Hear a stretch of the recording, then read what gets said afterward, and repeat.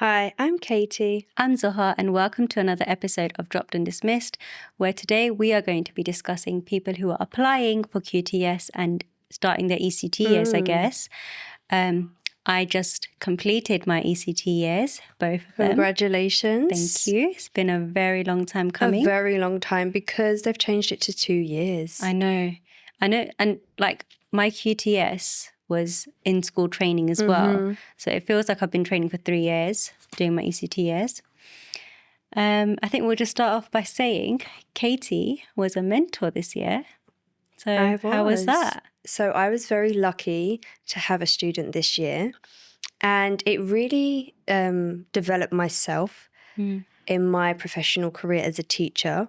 And I feel like my student has done fantastic. She flourished this year. She flourished. I feel like I gave her all the right ingredients and she has become a perfect baker, a perfect teacher.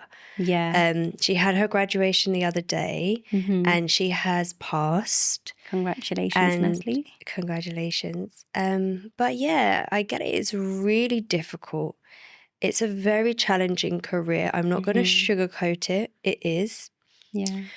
But when you have a supportive mentor, it really does make all of the difference. Facts. And you also, as a student, need to support your mentor along the way and just both work together in unison and know you both have the right outcomes to support the children, to develop the children. Yeah. And I think it's a very small classroom.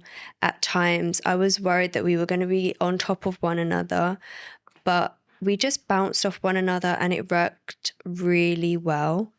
But I would say to any student is just organize yourself. You know, you have so many deadlines when it comes to your courses. Yeah. I feel like you can get easily bogged down in paperwork, as you know. Yeah, it was a lot when I did it because I did my PGCE at the same time as my QTS. So I had like my weekly observations, my assignments for my PGCE, like just teaching in class. You just have to make sure you're definitely on top of everything. Definitely on top of everything. And that's my one key advice to anyone who's starting the profession is just organize yourself. So you know your deadlines, you know the sequence, you know exactly when everything is due, because you can get easily bogged down in the paperwork. And unfortunately, it can be a ticking box exercise. I do agree. Yeah. And some of the courses have a lot of workload, a lot of paperwork. A lot of admin stuff. A lot of admin stuff. Yeah. And I just think, don't be too hard on yourself. I feel like it takes time to become that level. It takes time to absorb and understand all of your subject knowledge. So don't be too hard on yourself. Yeah. I think, obviously, when I did my training, I had the best mentor ever. You were very lucky as well. And do you know when I applied, I actually didn't get a choice on where I was going to do my training because I applied quite late, as opposed to other people chose the schools they were training at. And so I got given my mentor and the school. So did you start at the beginning of the academic year or halfway through? So I started same time as everyone else, but I was just one of the late people who applied. And I got really, really lucky with my mentor because my best friend, she was training at the same school as me. She didn't really have the same experience as I did. But I actually had the best time. There were times where I was stressed. No, like, I'm not going to lie.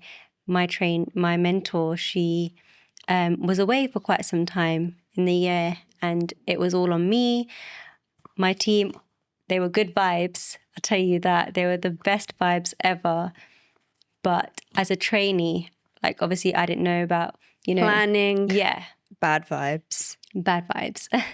So but I think that really helped me being in the deep end because it's shown me that I need to be an organized person to make sure that I stay sane.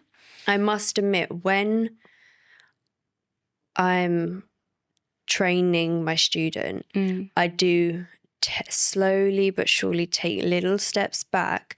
And I feel like it's the only way that you can find your own feet Yeah.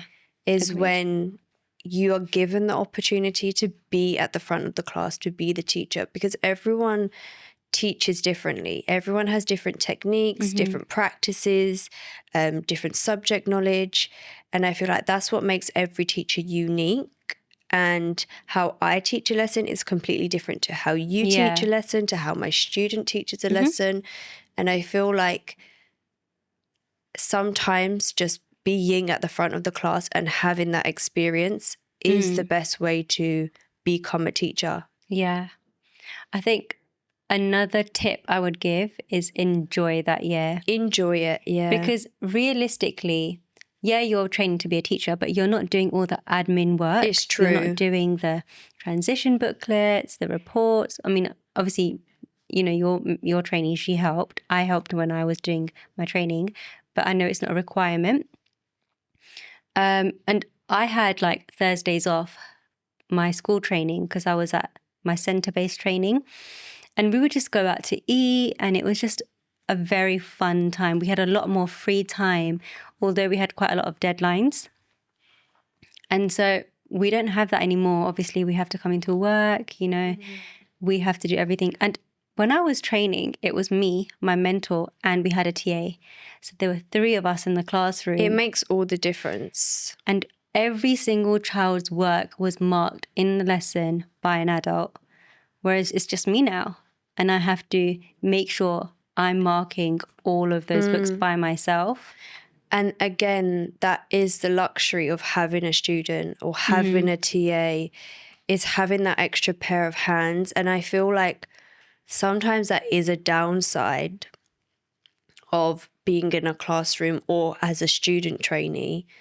You don't actually realize how difficult it is when you're on your own. Yeah. Because when you're on your own in the classroom, like you said, you're marking everyone's work, your behavioural management, the working walls, for example. In our school, we have to use active working walls.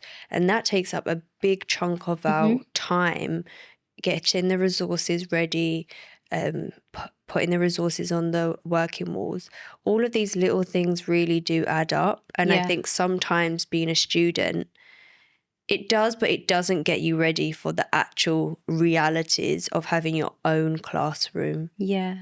Obviously, when I was training, my mentor, she was an SLT member, so she was out of class quite often. So I think that really helped.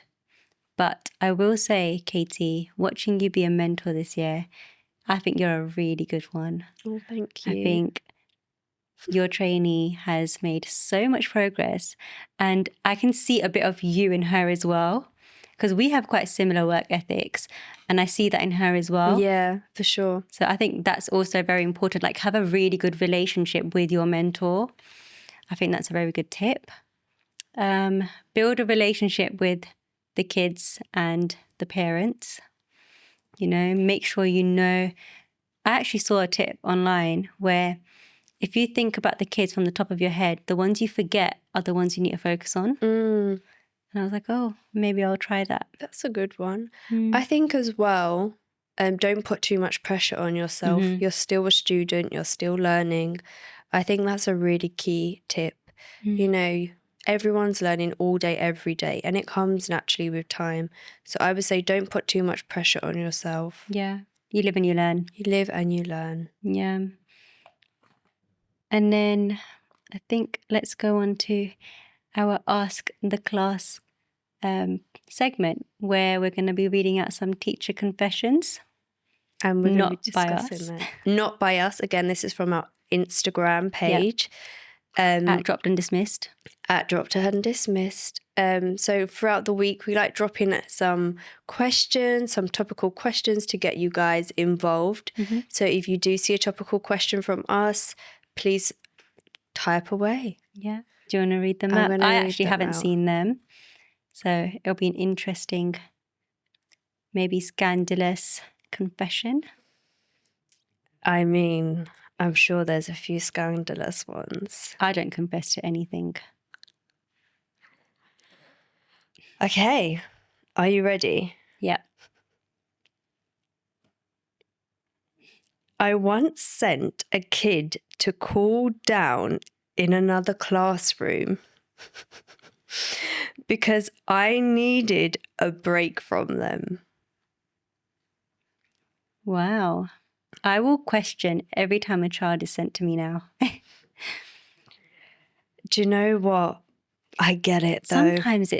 I don't know, sometimes you have to do it for the long run, for that child and for the rest of the class. That is true. I mean, everyone has a limit, right? Agreed. Agreed. And again, thank you so much for those who have commented on these. Yeah. Next. What? Are you guilty of this? I've reused the same wow work display for 3 years now, 3 years. and no one has noticed. Oh. Have you ever reused anyone's work? I think I've definitely taken pictures of really good work to show the kids. Like, I'll put it on the slide and be like, oh, look at this amazing work. I think I've kept like little letters that they've written to me. So That's not cute. work, it's just wow cards and wow pictures. I feel like our school would definitely pick up if I left a display on for 3 years. Although our displays are sick. Our displays are really good. We should actually upload a picture of our displays. We should, because I've got a Harry Potter themed display. Two of them. They're both Harry Potter. I've got an Alice in Wonderland display. Yes, and then we've got a little cat one. Rajatpur. Mm-hmm. We could actually talk about displays. I think that would be a really good one. Agreed. Because thinking of ideas is so hard. It is. I had to lean on Pinterest for inspiration. But now we can just use chat. Design a board for me. It's true. Now, the next question, and I feel like everyone has done this. I've eaten confiscated sweets. I tell myself it's quality control. I've not done that. I've had, like, obviously, you're not allowed to bring in nuts, right?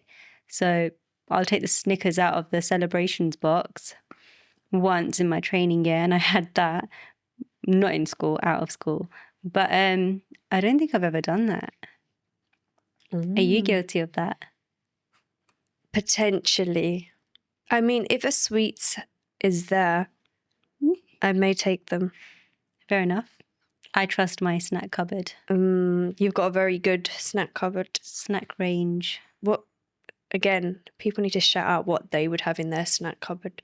Yeah, let us know what you guys have. If you do have a snack cupboard, our school personally does order snacks for us, but they're gone within the second. They're gone within 2 seconds. I wasn't there for 4 days and everything I ordered wasn't there. And I'm not going to lie, some of the biscuit options... Pick up your biscuit game. Yeah, just a digestive. Next one. I've totally zoned out during a staff meeting because it was unbearable, and clapped because others were clapping. I have no idea what I agreed to. Wow. I've definitely zoned out a few times because it's after school, it's been a long day. If I'm not feeling well, I'm definitely zoned out. Yeah, I mean... Do you know what's the worst ones, though? When you're picked on to answer a question. Every single CPD staff meeting, I'm picked on. And I am just putting it out there that I would not like to be picked on. I'm always picked on and my brain is in overdrive. It's working hard. Nice. To think of an answer. Now, the next one is hilarious.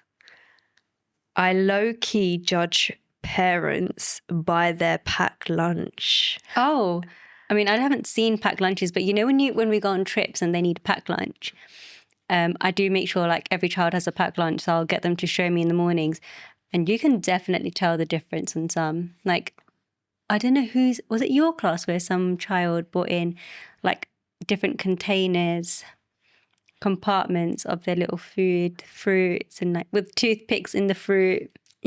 Yeah, Was it that yours? was my class. That's so, I think like I would do that. I would so do that. Yeah, I guess I judge a little.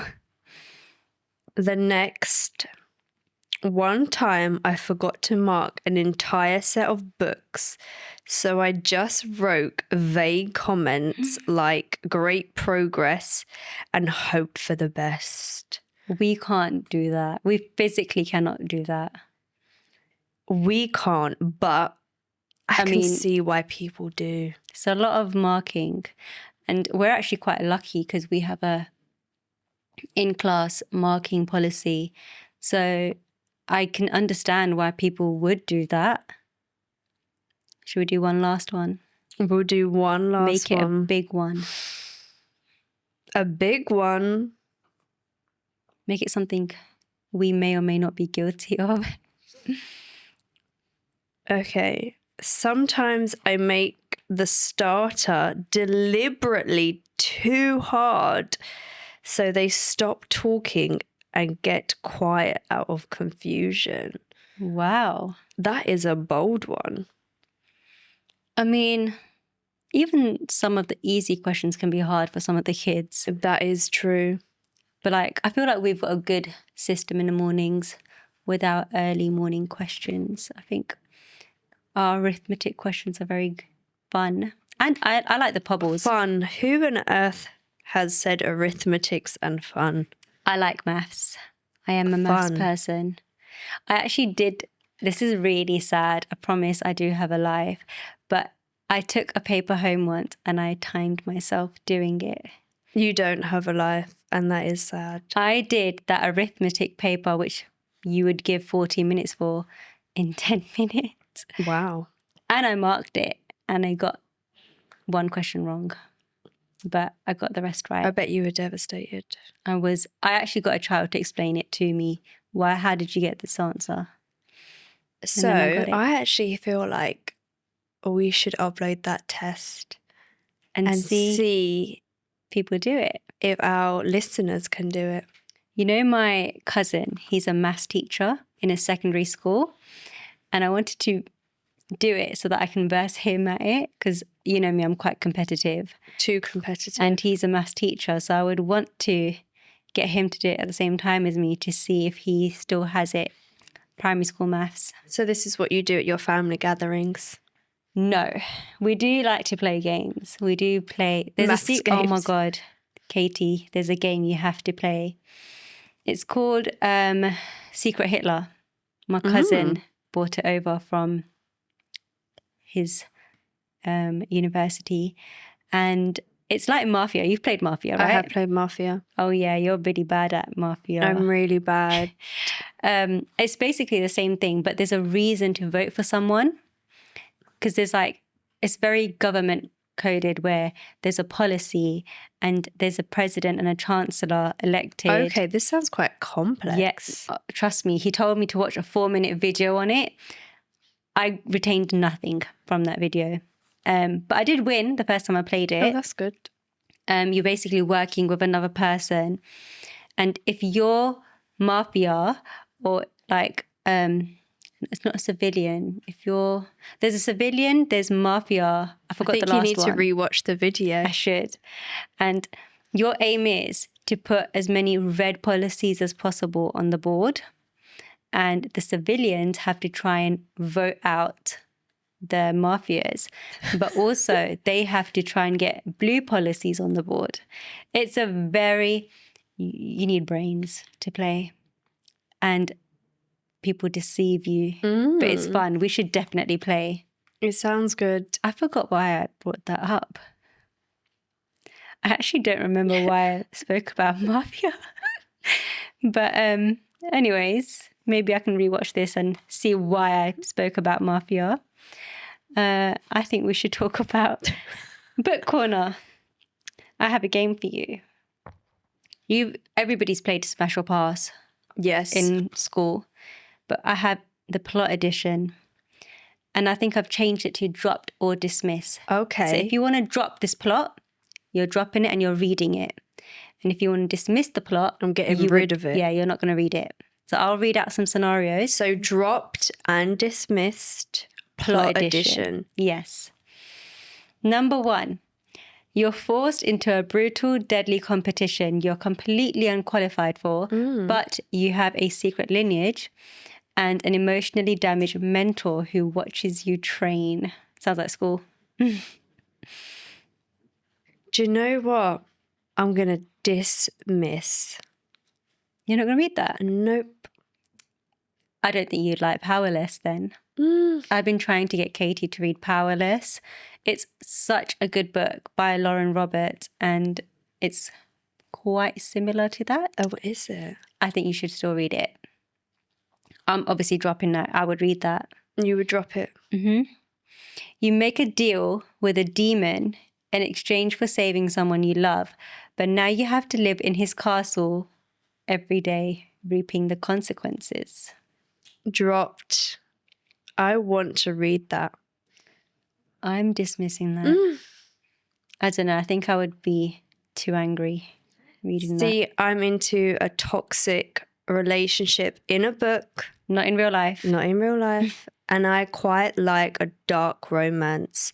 So I'm dropping that. I would like to Sinners. see how it unfolds. Yes, Sinners. Yeah. You need to tell them. Oh my God. Yeah. So Som Sketcher, who is the author of Sinners, actually saw us talk about her in a podcast and put it on her story on Instagram. I know. I could not believe it. I was fangirling. Fangirling. The official Yes. Som Sketcher.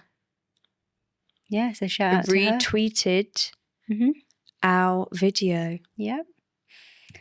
You ready for the next one? I'm ready.